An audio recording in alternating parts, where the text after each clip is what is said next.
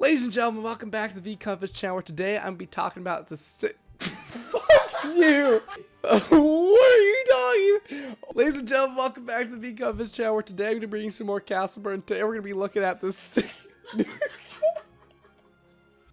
Ladies and gentlemen, welcome back to the V Compass channel, where today I'm going to be talking about a new sick card that I've been really enjoying here in Castleburn, and let's just get right into it, y'all. The card I'm going to be talking about today, y'all, is the Guardian Spirits. I've just been loving this thing. I don't even know, like, I feel like I might be losing a match, I might be winning it, but oh my goodness, this card, dude, the amount of mana you get back, even though it's just this +1 on every Sanctum you have, dude, it feels great. I'm just going to show you this replay real quick, and you guys, oh my goodness, if you don't start using this card right now, dude, you're boosted. Alright, y'all, here's the replay. When this has happened, I am ranked 185 in the world, and this guy is 101 in the world. We're bashing up. This guy is a level up on his hero, and basically besides that, he's also a level up. He's 2 levels up, actually, with his camps and stuff, so his camps have more HP than mine, but it's okay. We're still taking this match. I'm just chilling. This match is okay. And everything you're going to see pretty much until Tier 2 is going to be pretty standard here. We're going pretty much switching sides of aggression here. I'm pretty confident in my Ayla's ability to take out this camp before his does, and I'm going for my Troll Slingers here. So when his, I'm going to be able to take out his camp early just because of my Ayla's ability, while I'm able to stop his Nylene from killing my camp just because she doesn't have that instant damage like my Ayla. Now I just want to take this one moment to notice, I probably shouldn't have recalled here just because of the fact that by returning all my troops, I'm allowing his Nylene to retarget back on my camp, and that's how this camp is going to end up dying. It actually puts me behind 50 mana, and if I had just kept my troops there, it totally would have been fine. I would have stopped this Nylene from killing this camp, and I probably would have taken her out eventually with my Troll Slingers, and my Ayla would still be tearing up his left side, and I'd be up 50 mana on that trade. But instead, of course, I let him take my camp, and then I have to deal with his Nylene, and a lot of my Troll Slingers are dying, and I'm in the hole now. I'm kind of down some mana, and I probably should have placed this second camp up towards my up towards the second Sanctum on the right side here, but I didn't. I placed it in the middle, which is okay still. I mean, it's not terrible. It could have been better if it was more in a horizontal path instead of vertical here, but we're both going Tier 2. It's a pretty tied game right now. The only difference really is that I'm going to be getting my second camp pretty sooner, I think, or I should, but I do see his Nylene coming down this right hand side, so I do end up playing aggressive on this left hand side, thinking he's going to be playing a camp and building another Sanctum on the left side, but he doesn't end up doing that. He ends up doing it on the right hand side, which is smart play by him, but we get some great damage down on this left side. Now he's coming back with the aggression towards us, so we're going to be able to turn it around here, but you're going to see we're kind of going to lose this trade. Our Ayla's going to down pretty early due to the archers all targeting our hero, but we're going to be taking him out pretty early here as well. We're just getting a return back. That return really was pretty unnecessary. I think our Troll Slingers were winning that. Another little mistake by me. I'm also going to be down here a full Super Sanctum, or like I'm going to have a Sanctum for his Super Sanctum, as we're going to see pretty shortly here, as he's going to get his Super Sanctum up pretty early, and I'm going to be still just on my 3 regular Sanctums. Here I'm returning. I am worried about him getting like Harpies or something, and I really don't know what he has, but I'm going Rifleman, as I know if he goes Harpies it's fine, if he goes anything else really it's fine. Rifleman should be able to take care of it. Also here I want to point out that the thing that like I got here was the Guardian Spirits. I think that's what they're called. I think that's what I said earlier. But these things are so good. They're literally equalizing this. They're going to equalize this match for me. They're going to put me in the lead mana-wise. And oh my goodness, this card. It's taking up a card slot, but my Rifleman should be able to handle both his Salamanders and his Rocketeers, as they'll be able to target both ground and air, and I should be set into this Tier 2 with just my Rifleman, while my opponent, George, took both the Salamanders and the Rocketeers. Well, the Rocketeers would provide value if I went something like Rocketeers back, as I might have. I considered it actually in this game, because I was like, he's probably going to go Harpies. But I went Rifleman, but if I had gone Rocketeers as well, his Rocketeers would have been able to do work on mine, and but I went Rifleman, dude. This guy got yeeted on. Let's keep going. So I go for a pretty early Tier 3 here. The only reason I did that is I was kind of concerned that he was going for Tier 3. And as you can see, I'm actually down a full camp at this point, like a full Sanctum at this point. He has all of his 4 Sanctums up, and I only have 3, which is really bad actually. His mana production is a lot higher than mine, but here's the thing. I'm going to have my Guardian Spirits, and they're going to allow me to come back in this game. Additionally, I have the counter matchup here. I have Rifleman, and I have Rifleman, and that's basically all I need for to counter his 2 cards. Additionally, he goes for a third tier 2 card, the Black Billow Bomb, which is absolutely insane against Rifleman. It's super good, but the problem is I'm able to space out my Rifleman accordingly whenever he places it. I'm never actually placing, just pouring all my Riflemen to one place where I can get complete value out of it. All right, let's keep going in this replay. All right, as we can see, it has a Black Billow Bomb placement right here. And one thing I didn't know until actually reviewing this game in post is that even if you place troops into the, like, it doesn't immediately affect the troops. Okay, I'm saying all this very wrong. I'm gonna start over with saying that. Let me pause this game real quick. Let me pause that. All right, so let's say he places the bomb. It affects everybody in the sphere, but like if you place another troop in the sphere, it'll also affect that troop. So like it affects everybody in it, no matter like when you place it. Like if you add more troops, they'll also be affected by the debuff. Anyway, now we can keep going.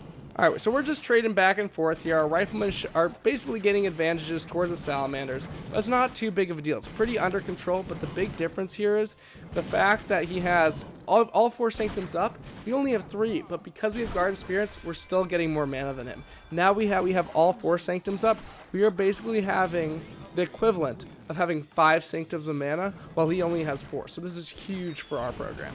As you can see, I kind of have a little mistake with my Riflemen here. I fall for the trap of just putting them in the Black Billow Bomb when I just should have just backed them off or like placed them to the side, which would totally been easier. Allows them to get a little Salamander value, but it doesn't really matter too much. I'm going to pause it here. I do want to just mention his tier 3 choice. So he definitely goes for his, oh my goodness, I'm completely blank. Goblin Cannon and Dragon Slayers, which are pretty good combination, I must say, but it does allow me one key advantage, and that's a hard counter in getting Minotaurs. And as we're going to see, I'm going to exploit that right away, as when I get tier 3 and I see his Goblin Cannons and just coming out at me, I know I have 3 tier 3 slots. I see his last card, I see his Dragon Slayers, and I know my Minotaur should be able to put in work here, as I can completely pretty much counter all of his tier 3 cards with just one tier 3 card. And oh my goodness, my Minotaurs are absolutely going in the ham. And even though my Minotaurs are 2 levels down from this guy, from his tier 3 cards, my Minotaurs should still put in work just because they are basically just a complete counter to what this guy has. So we're going to be tearing up the field here. We're going to be taking out his Sanctum, hopefully. But now I notice how he's countering my Minotaurs is with a bunch of archers. He's spamming out the troops. And that's how you're supposed to counter Minotaurs. So in essence, what I'm going to do now is I'm going to probably be going to Dragons here. Yeah, I go Dragons here. The reason for this is, although he has Dragon Slayers, yes, complete counter to Dragons, I have my Minotaurs to counter the Dragon Slayers. So yes, Dragon Slayers counter Dragons, but Minotaur counter Dragon Slayers. And with the Minotaur Dragon combo, I should be able to take this guy out. Plus, you got to remember, I have a full Sanctum up on this guy. Despite the fact we both have 4 Sanctums. Well, now I'm actually 2 Sanctums up on this guy. Just because of the fact he doesn't have a Super Sanctum down. And I'm just going to win this game purely based on superior managed advantage. It's not like I'm even super playing these trades extremely well. Like, I do have the counter cards in there. I have Troll Slingers for his archers. I have Riflemen for his Salamanders and Rocketeers. I have my Minotaurs for his Cannon and his Dragon Slayer. But, I mean, like, even though I basically have all the counters for him, he's still doing pretty well in his trades. He's playing it pretty well. It's just the fact that I have so much mana over this guy that just makes it so easy to play. We're going to speed this up real quick so we can get through this game, because, to be honest, the rest of this is just pretty much all chill out. I do want to mention that having one extra slot open for a card does allow me to go for this Builder's Hammer, which secures me this victory in this game. Otherwise, it might have been closer to a tie. As you can see, we're just pushing out this game. We're going to start getting advantages here. He doesn't have as much mana as us, clearly. I mean, like, he has now 2 Sanctums up, while we have all of our Sanctums and the Guardian Spirits, which is allowing us so much mana generation. It's kind of insane. And we're just going to be tearing this guy apart here. We have our Builder's Hammer, so there's really no way this guy wins us. And it's going to be a GG for us, and that's how we beat a top 110 player, I guess. I mean, like, he was 101 or something. So basically top 100 caster and player. Those Guardian Spirits, man, they're hell good. Alright, here we are into the next replay. We're playing against Daniel B. He's the 161st best player in the world. Now this guy is a level 12 Aiello. He has 1 level over me, and I am a level 11 Ayla, so I mean, like, yeah, 1 level over me. He also is a level 12, so his camps are 2 levels above me. But I'm used to this. I'm used to playing against players that are a little bit, like, a little higher than me in the level range. You know, having a little stronger hero, a little stronger camps, a little stronger troops. It's okay. We're chilling with it. You about the strategy, man. And this is how we're gonna win. Because I gotta say, this is something I picked up on this map, is that if you always want to scout, no matter what, even if your hero is like a little lesser on the tier list, like, I mean, like, if you're playing Ayla into Jean, Jean's going to win that every single time, even if your Ayla is a little higher in levels. But if you're coming down the right-hand alley here and you see that immediate first camp not being placed, the other guy is 100% going goblins or getting his next tier. Now, what do I do here? I don't see that. I see that camp's not built.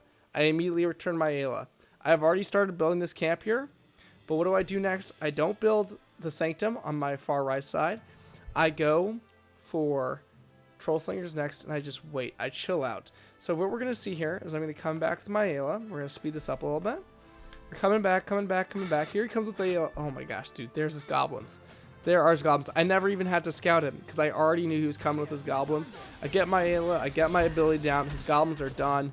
And oh my goodness, this game is now just easy peasy for me because I stopped the initial. If you can stop the initial rush for goblins, you're basically set. Like, I mean, the rest of this game, I just wanted to show that little beginning part because, like, I just wanted to mention on this map specifically, this first Sanctum, knowing if it's being built or not, is absolutely critical in being able to play this matchup on this map versus an extreme goblin player like Daniel B. This man, max level goblins. Oh my goodness. But it's okay. We're chilling because I was able to recognize it early. If you don't recognize the Goblin Rush early, dude, you're done. You're done. So I'm just going to speed up this replay real quick. You can see the rest of it here. We're chilling for a lot of this. I just keep on the pressure primarily because of the fact that I know... I'll put on 2x speed here. Primarily because of the fact that I know I have 2 Sanctums up and this guy only has, well, now 1. And basically, dude, it's just GG. Like, dude, there's nothing this man could do. I have so much more mana production than him. I'm also getting my tier 2. He's not. So, I mean, like, there's really no way he's coming back in this game. Something I also like to do is when I see their hero go one side of the map, I like to mirror my hero on the other side of the map and do a very large push so that I can potentially get the camp down or force them to return their hero and get a little extra tempe on them. Here we're also guarding Guardian Spirits, but I mean, it doesn't really matter too much. We're like up a tier. We're gonna be going for tier 3 eventually soon. Also, my return there was a little whack, but I mean, like, the rest of this game's super chill. We're just gonna win based on, like, it's not the Guardian Spirits, man. It's just the fact that, like, we completely destroyed his beginning push, and we're just gonna absolutely dominate this, man. I'll just show the rest of it here. 4x speed, zoom, zoom, zoom, and almost done. Troll Slayers do more damage. Oh yeah, that's the victory right there. Alright, I just want to thank you all so much for watching this video. Right now we're seeing at 176 in the world. The support on the channel has been amazing lately. Thank you all so much. Remember to leave a thumbs up if you guys did enjoy the video. Also consider subscribing for some daily content as of lately here on Castleburn. We'll be taking a break soonish, like in a week and a half. But yeah, besides that, we're all chilling. Have a great rest of your day. See ya. Adios.